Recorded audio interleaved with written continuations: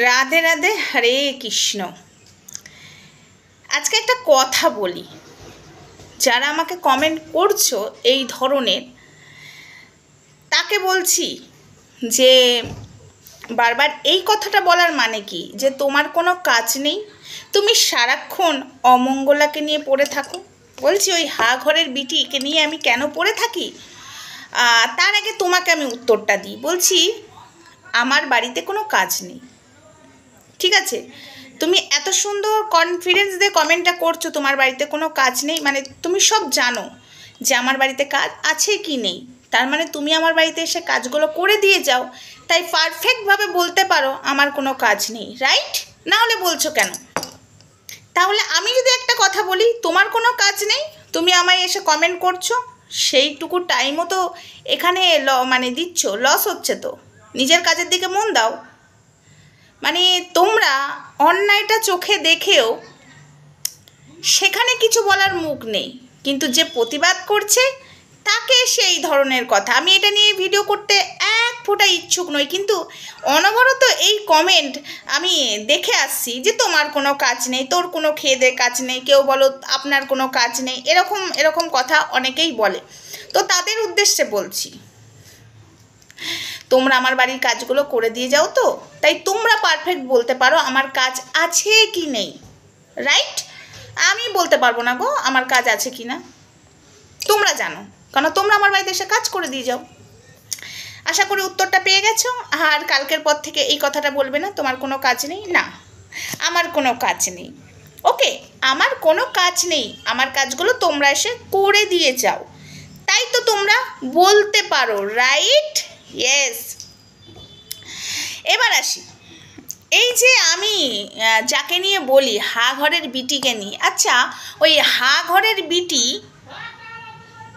এই কথাটা একজন আমাকে কমেন্ট করেছে, আচ্ছা দিদি ভাই তুমি কেন হা ঘরের বিটি বলো? এটা বলা উচিত নয় মানুষকে, একদম উচিত নয়।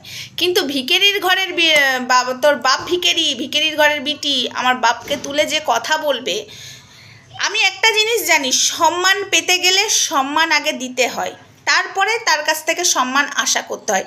সে যদি আমাকে ভিখারির ঘরের বিটি, আমার বাবাকে যদি ভিখারি বলে, তাকে হা ঘরের বিটি বলতে আমার কি দোষ?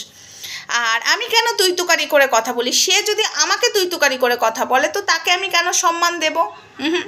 তাতে ছোট হোক আর বড় হোক, সম্মান দিলে সম্মান পাওয়া যায়। আশা করি এটা বুঝাতে তোমাদেরকে পারলাম। এবার যারা কমেন্টে এগুলো লেখো, আমি তাদের উদ্দেশ্যে বলছি, আমার এখানে কমেন্টে লিখে এই যে তোদের কোনো কাজ নেই, তোর কোনো কাজ নেই, এরকম কমেন্ট করো, এই কথাটা যে যদি না কাজ নেই এই কথাটা বলবে না, এই কথা অন্য মানে একটা কথা আছে যে অমঙ্গলাকে যে বলবে যে আপনি যেভাবে পুজো করছেন আপনার এই পুজোটা কি মানায়? ঠিক আছে, আপনি যেভাবে অনার সৃষ্টি করছেন এটা মানায় না। খপ করে খেয়ে নিচ্ছে, তারপরে আবার দিচ্ছে, এবং উনি নিজে স্বীকার করেছে, সেইটা যদি আমি লাইভে শোনাই তাহলে শুনবে। ওখানে বলেছে আমি মায়ের পুজোর ফল কাটতে কাটতে আমি খেয়ে নিতাম ফল থালা থেকে, এবং আমি প্রদীপ দেখাতে দেখাতে খিদে পেতো, প্রদীপ শাক শঙ্খ পরে বাজাবো, আগে আমি খেয়ে আসতাম।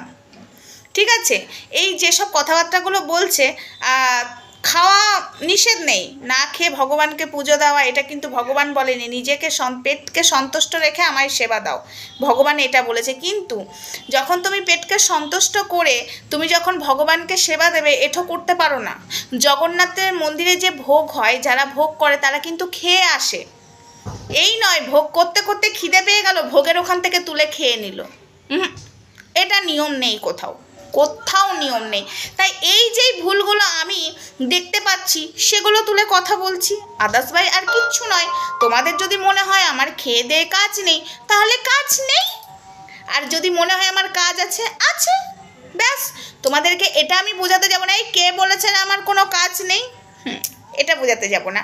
আমি জানি তোমরা আমাকে তোমাদের দিকে মোটিভ ঘোরাতে চাইছো। নো, আমি যেদিকে আছি আমি সেই দিকেই থাকবো। No no baby, no. আমি বলবই, একবার না 100 বার। আরও একটা কথা, একজন আমাকে কমেন্ট করেছে, তুমি শ্যামাকে কেন কিছু বলো না? আপনি কি দেখেছেন আমি শ্যামাকে কি বলেছি কি না বলিনি? আমি এই শ্যামাকে অনেক কিছু বলি, কিন্তু শ্যামার পুজোটা বাদ দিয়ে শ্যামা যে ভরটা করে সেটা নিয়ে আমি অনেক বলেছি। সেই নিয়ে রীতিমতো তার স্বামী আমাকে নোংরা নোংরা কথা বলেছে। আপনারা মনে হয় কিছু দেখেন না। আর একটা কথা, নিজের চরকায় আগে তেলটা ভালো করে দিন তো। আগে নিজে দেখুন তো বাড়িতে কাজকর্ম করেন কি না। যদি আপনি বাড়িতে কাজকর্ম করেন তাহলে অন্যকে এই কথাটা বলবেন না। এই সমাজে কেউ বসে খায় না, সবার কর্ম আছে। বিশেষ করে মেয়েরা তো বসে খায়ই না। মেয়েদেরকে যে যত বড়ই হোক না কেন, পড়াশুনো করুক না কেন, যে যত বড়ই চাকরি করুক না কেন, রান্নার মাসি যদি না আসে, একদিনের জন্য হলেও খুন্তি নাড়াতে হবে। ঠিক আছে? তাই কাজ সবাই করে, কেউ বেকার নয়, কেউ বসে থাকে না। যে বলছেন আপনিও কাজ করেন, ঠিক আছে?